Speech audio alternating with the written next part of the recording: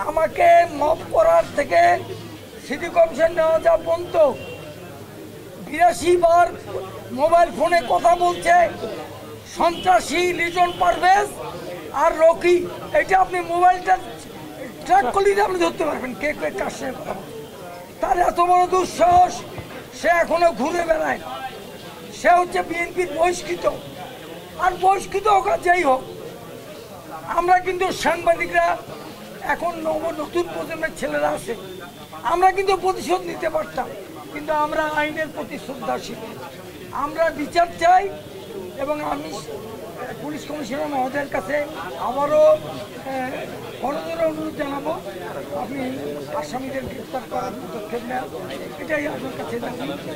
101টা পর্যন্ত খবর হচ্ছে 2 জনকে গ্রেফতার করা হয়েছে, 5 নম্বর এবং 6 নম্বর আসামি, অর্থাৎ যারা সব থেকে দাগি আসামি তাদেরকে এখন পর্যন্ত কিন্তু গ্রেফতার করা হয়নি। উল্টো আমরা কি দেখেছি, সামাজিক যোগাযোগ মাধ্যমে দেখেছি যে বাদল ভাই সহ অন্যান্য আমাদের সহকর্মীদের বিরুদ্ধে ফেসবুকে সেই আসামিরাই তারা লাইভ করতেছে টাউন হলের সামন থেকে, এবং সেখানে নেতৃত্ব দিচ্ছেন যারা ইন্ধনদাতা তারা। আর কি লক্ষ্য করতেছি, সিটি কর্পোরেশন তো কোনো ব্যবস্থা নেয়নি, উল্টো তারা তাদের কর্মচারী কর্মকর্তাদের দিয়ে সিটি কর্পোরেশনের যে এখন যে প্রধান নির্বাহী কর্মকর্তা আছেন তিনি সেখানে মানববন্ধনের মতো কর্মকাণ্ড করিয়েছেন। গতকাল আমরা খবর পেয়েছি যে আসামিরা নিজেই থানায় গিয়ে মামলা দেওয়ার চেষ্টা করেছে, অর্থাৎ এগুলো আমাদের জন্য খুবই উদ্বেগের ছাইন। আমরা মনে করি রাষ্ট্রের চতুর্থ স্তম্ভ, এই চতুর্থ স্তম্ভ যদি তার কণ্ঠ রোধ করার চেষ্টা করা হয়, কলমকে থামিয়ে দেওয়ার চেষ্টা করা হয়, তাহলে একটি রাষ্ট্রই ভঙ্গুর হয়ে যায়। এবং আমরা সেই চতুর্থ স্তম্ভের এক একজন স্টেক হোল্ডার এবং জুলাই বিপ্লবের এক একজন স্টেক হোল্ডার। আমরা আজকে মাননীয় পুলিশ কমিশনার মহোদয়ের কাছে আজকের এই ঘেরাও কর্মসূচি থেকে আমরা একটি স্মারকলিপি দেব, এবং স্মারকলিপির আলোকে পরবর্তীতে আমরা কর্মসূচি ঘোষণা করব। রংপুর মেট্রোপলিটন পুলিশ কমিশনারের কার্যালয়ে ঘেরাও কর্মসূচি পালন করলাম, এবং ঘেরাও কর্মসূচি শেষে আমরা একটা স্মারকলিপি ওনাকে দিয়েছি। আমরা আগামী 3 দিনের মধ্যে এই স্মারকলিপির আলোকে দৃশ্যমান অগ্রগতি দেখতে চাই, এবং যারা এই ঘটনার সাথে জড়িত, যারা মূল আসামি, তাদেরকে গ্রেপ্তার করতে হবে। 3 দিনের মধ্যে যদি তারা গ্রেপ্তার না হয়, তাহলে 3 দিন পরে আমরা আমাদের পরবর্তী কর্মসূচি ঘোষণা করব, এবং আমাদের এই কর্মসূচি লাগাতার চলবে। এবং সিটি কর্পোরেশনের যে কর্মকর্তা আছেন এবং এনার যে অপসারণ আমরা দাবি করেছি, আমরা এই 3 দিনের মধ্যে তা দেখতে চাই। আমরা সরাসরি বলতে চাই, যারা এই গণমাধ্যমের উপর আঘাত এনেছে, যারা মুক্ত সাংবাদিকতার উপর আঘাত এনেছে, যারা আমাদের সহকর্মীদের উপর আঘাত এনেছে এবং একটি দুর্নীতির রিপোর্ট প্রকাশ করবার কারণে অপহরণের চেষ্টা চলেছে, আজকে মঙ্গলবার পর্যন্ত আমরা সময় দিয়েছিলাম তাদের সকলকে গ্রেফতারের, কিন্তু ইতিমধ্যে আমরা দেখেছি 2 জন ছাড়া বাকি সবাই ঘুরে বেড়াচ্ছে। আমরা আজকে এখানে অবস্থান নিয়েছি। আমি সর্বপ্রথম পুলিশ কমিশনার মহোদয়কে স্যালুট জানাবো। উনি ইতিপূর্বে বলেছিলেন প্রকৃত সাংবাদিকদের নিরাপত্তা নিশ্চিত করতে তিনি কাজ করছিলেন, কিন্তু আমরা শেষে এসে তার সেই কথার প্রতিফলন দেখতে পাচ্ছি না। ঘটনার 3 দিন অতিবাহিত হলেও চিহ্নিত আসামিরা এখনো গ্রেপ্তার হয়নি।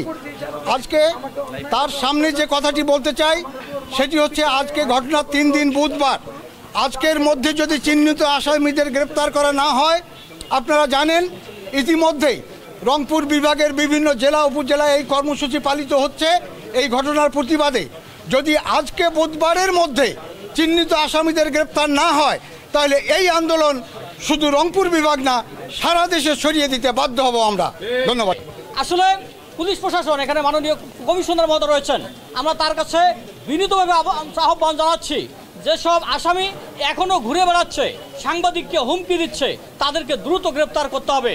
অন্যথায় কিন্তু আমাদের আন্দোলন আরও বেগবান হবে, এবং শুধু আমাদের এই আন্দোলন আমরা বৃহত্তর কর্মসূচি দিতে বাধ্য থাকব। কারণ একজন বর্ষীয়ান সাংবাদিকের উপর হামলা, এবং সেদিন আপনারা জানেন যারা উপস্থিত ছিলেন, আমাদের রংপুর সাংবাদিক ইউনিয়নের সাধারণ সম্পাদকের উপরও কিন্তু মব সৃষ্টি করার চেষ্টা করা হয়েছে।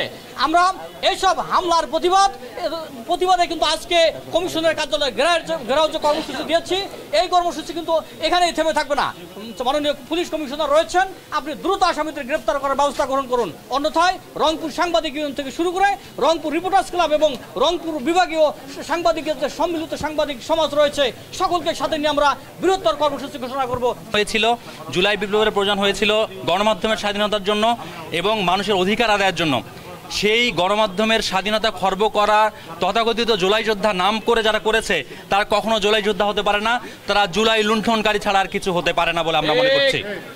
আমরা আরও সম্মানের সাথে বলতে চাই, বিগত 15 বছর আমরা দেখেছি, পুলিশ প্রশাসনের কাছে খুব শ্রদ্ধার সাথে বলতে চাই, বিগত 15 বছর অনেকগুলো মামলা আমরা দেখেছি যেগুলোতে বলা হয়েছে যে নাশকতার পরিকল্পনায় আটক করা হয়েছিল অনেক মানুষকে। যেখানে নাশকতার পরিকল্পনার সময় আটক হয়েছে, সেখানে এই জুলাই পরবর্তী সময় নাশকতা করেও কেন আটক হচ্ছে না সেই প্রশ্নের জবাবের জন্যই কিন্তু আজকে আমরা এখানে উপস্থিত হয়েছি। আমরা চাই আজকেই যেন আমাদের এখানে শেষ আসা হয়, এরপরে যেন আমাদের অধিকারের জন্য আমাদের আর এখানে আসতে না হয়, সেই ব্যবস্থাটি সসম্মানের সহিত আশা করব, অনুরোধ করব প্রশাসন নেবেন এবং আমাদেরকে আমাদের অধিকার আদায়ের জন্য, মানুষের অধিকার নিয়ে কথা বলবার জন্য আমরা আমাদের কাজে ফিরে যেতে চাই। আজকের আশাটাই যেন আমাদের শেষ আশা হয়, সেই ফয়সালা আমরা আজকে এখান থেকে নিয়ে যেতে চাই। কারণ হলো যে আমাদের একজন শ্রদ্ধেয় সাংবাদিককে যেভাবে হেনস্থা করা হয়েছে, সেটা আমরা মনে করি যে এটা আইনের চরম লঙ্ঘন হয়েছে। আমি সংক্ষেপে বলি যে এখানে আমাদের শ্রদ্ধেয় পুলিশ কমিশনার মহোদয় আছে, আপনি দ্রুত আসামিদের গ্রেপ্তার করার ব্যবস্থা করুন। আমরা চাই আপনারা সাংবাদিকদের যে হেনস্থা করা হয়েছে তার বিচার করবেন।